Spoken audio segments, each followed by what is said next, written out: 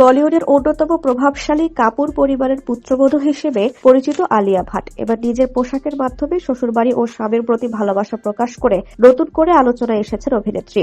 সম্প্রতি মুম্বাইয়ের একটি অনুষ্ঠানে উপস্থিত হন আলিয়া ভাট। সে সময় তার পরনে শার্টে লেখা শ্বশুরবাড়ির পদবি কাপুর নজর কাড়ে ভক্তদের।